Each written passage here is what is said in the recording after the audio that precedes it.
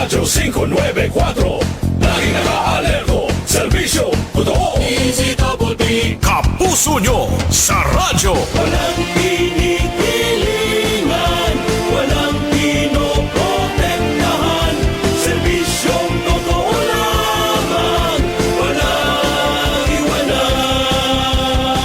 iwanan. May paninindigan, matatag, maaasahan. DZBB, Super Radyo 594, Kapusong Pilipino, lahat Super Radyo. DZBB, Serbisyong totoo. walang